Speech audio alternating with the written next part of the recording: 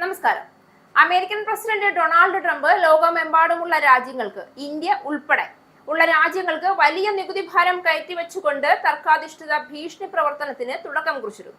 രാഷ്ട്രീയ, സാമ്പത്തിക, ആഗോളതലത്തിലുള്ള എല്ലാ മേഖലകളിലും തന്റെ അതിക്രമവും അഹങ്കാരവും പ്രകടിപ്പിച്ച ട്രംപിന്റെ നടപടികൾ അന്താരാഷ്ട്ര സമൂഹത്തിലും ഇന്ത്യയിലെ നിയമപരമായ നിലപാടുകളിലും വ്യാപക വിമർശനത്തിന് കാരണമായി.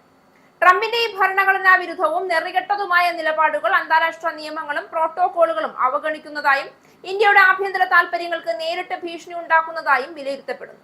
എന്നാൽ US പ്രസിഡന്റ് ഡൊണാൾഡ് ട്രംപ് ഉഗ്രവാശിയോടെ ഇന്ത്യ ഉൾപ്പെടെ ലോകത്തെ ഏതാണ്ട് എല്ലാ രാജ്യങ്ങൾക്കും മേൽ പ്രഖ്യാപിച്ച കനത്ത പകരം തീരുവയുടെ ഭാവി ഇന്നറിയാം. ട്രംപ് പ്രഖ്യാപിച്ച തീരുവകളിൽ ഭൂരിഭാഗവും നിയമവിരുദ്ധവും ഇല്ലാത്ത അധികാര പ്രയോഗവുമാണ് എന്ന് 2 കീഴ്ക്കോടതികൾ വിധിച്ചിരുന്നു. ഇതിനെതിരെ ട്രംപ് സമർപ്പിച്ച അപ്പീലിന്മേലുള്ള വിധിയാണ് ഇന്ന് പ്രതീക്ഷിക്കുന്നത്. തീരുവകൾ നിലനിൽക്കുമോ എന്ന സംശയം നേരത്തെ വാദം കേട്ടപ്പോൾ സുപ്രീം കോടതിയും ഉന്നയിച്ചിരുന്നു. സുപ്രീം കോടതി വിധിയും എതിരായാൽ ട്രംപിന് അത് രാജ്യാന്തര തലത്തിൽ തന്നെ വലിയ ആഘാതവും നാണക്കേടുമാണ്. ഇതിനകം തീരുവയായി പിടിച്ചെടുത്ത തുകയെല്ലാം അതത് കമ്പനികൾക്ക് തിരിച്ചു കൊടുക്കേണ്ടി വരും. സുപ്രീം കോടതിയും തീരുവ അസാധുവാക്കിയാൽ US-ന് അത് വൻ സാമ്പത്തിക ദുരന്തമാകുമെന്നും 3ാം നിര രാജ്യമായി അധപ്പതിക്കുമെന്നും ട്രംപ് പറഞ്ഞിരുന്നു. നിലവിൽ ഇന്ത്യ ഉൾപ്പെടെയുള്ള രാജ്യങ്ങൾക്കുമേൽ തീരുവായുധമാക്കി ട്രംപ് നേടാൻ ശ്രമിക്കുന്ന മേധാവിത്വത്തിന്റെയും അടിവേരിളകും. ഇന്ത്യയും സുപ്രീം കോടതി വിധി അനുകൂലമാകുമെന്ന പ്രതീക്ഷയോടെ കണ്ണും നട്ടിരിപ്പാണ്. International emergency economic powers act പ്രകാരം ട്രംപ് കഴിഞ്ഞ ഏപ്രിലിൽ പ്രഖ്യാപിച്ച തീരുവയുടെ സാധുതയാണ് സുപ്രീം കോടതി പരിശോധിക്കാൻ പോകുന്നത്. എന്നാൽ സുപ്രീം കോടതി വിധി എതിരായാലും തീരുവ ചുമത്തുന്നത് തുടരാൻ പ്രസിഡന്റിനെ അനുവദിക്കുന്ന വേറെയും ചട്ടങ്ങളുണ്ട് എന്നാണ് ട്രംപ് ഭരണകൂടത്തിന്റെ വാദം.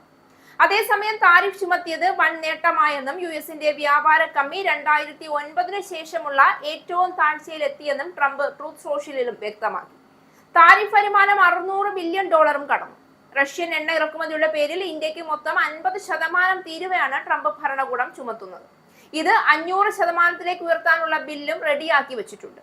ഇത് സംബന്ധിച്ച റിപ്പോർട്ട് പുറത്തു വന്നത് ഇന്ത്യൻ ഓഹരി വിപണികൾക്ക് ഇന്നലെ കനത്ത ആഘാതമായിരുന്നു.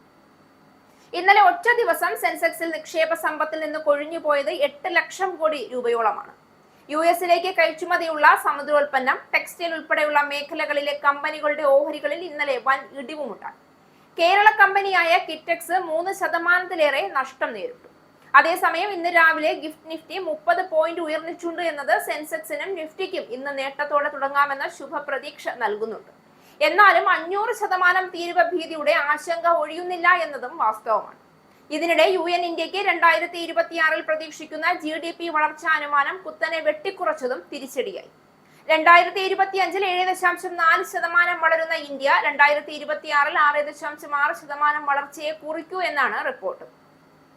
US ഇന്ത്യക്ക് മേൽ ചുമത്തുന്ന കനത്ത തീരുവ തന്നെയാണ് തിരിച്ചടിയാവുക. 2027 GDP വളർച്ച 6.7% ആകുമെന്നും UN പറയുന്നു. ട്രംപിന്റെ സമ്മർദ്ദത്തിന്റെ മുന്നിൽ പോലും ഇന്ത്യ ആധുനികത, നിയമപരമായ നിലപാടുകൾ, രാജ്യത്തിന്റെ സുരക്ഷാ താൽപര്യങ്ങൾ എന്നിവ പാലിച്ചുകൊണ്ട് ശക്തമായ നിലപാട് സ്വീകരിച്ചിരുന്നു. ഇന്ത്യക്ക് നേരെയുള്ള ട്രംപിന്റെ ഭീഷണികൾ കേന്ദ്ര സർക്കാരിന്റെ കൃത്യമായ പ്രതിരോധം കൊണ്ടും അന്താരാഷ്ട്ര നിയമങ്ങളോടുള്ള ആദരവ് കൊണ്ടും പരാജയപ്പെടാൻ തുടങ്ങി. ട്രംപ് രാജ്യങ്ങൾ തമ്മിലുള്ള ബന്ധങ്ങൾ തകർക്കാൻ വ്യാപകമായ ഭീഷണിപ്പെടുത്തലുകൾ, സാമ്പത്തിക തിരിച്ചടിവുകൾ എന്നിവ വഴി നിയന്ത്രിക്കാൻ ശ്രമിച്ചു.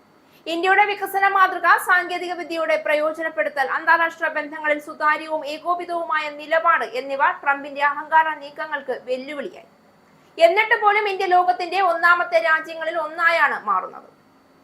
ഇന്ത്യയുടെ പ്രധാനമന്ത്രി മോദി ദേശീയ സുരക്ഷ, സാമ്പത്തിക സ്വാതന്ത്ര്യം, സാമൂഹിക സമഗ്രത എന്നീ മേഖലകളിൽ ശക്തമായ മുൻകൈകൾ സ്വീകരിച്ചുകൊണ്ട് ട്രംപിന്റെ അഹങ്കാരത്തിനെതിരെ രാജ്യത്തിന്റെ നിലപാടുകൾ ഉറപ്പിച്ചു. മോദിയുടെ നേതൃത്വത്തിൽ ഇന്ത്യയുടെ അന്താരാഷ്ട്ര പ്രതിഭാസം ശക്തമായി ഉയർന്നു. ലോകോത്തര സംസ്ഥാനങ്ങളിൽ നിന്ന് ഇന്ത്യൻ നിലപാട് മാന്യവും ബലവത്തുമായി അംഗീകരിക്കപ്പെട്ടു. ട്രംപിന്റെ അഹങ്കാരം നിയമവേദികളിൽ പരാജയപ്പെടുമ്പോൾ, അല്ലെങ്കിൽ ഇനി ചോദ്യം ചെയ്യപ്പെടുമ്പോൾ, അതൊരു തീരുമാനത്തിന്റെ മാത്രം പരാജയമാവില്ല. ട്രംപ് എന്ന ഏകാധിപതിയുടെ അവസാനത്തിന്റെ പെട്ടിയിലെ ഒടുവിലെ ആണികൂടിയാകുമെന്ന കാര്യം ഉറപ്പാണ്.